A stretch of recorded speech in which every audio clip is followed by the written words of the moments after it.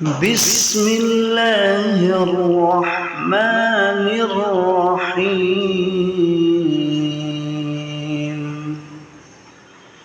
لإيلاف قريش إيلافهم رحلة الشتاء والصيف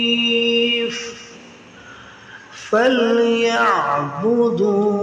رب هذا البيت الذي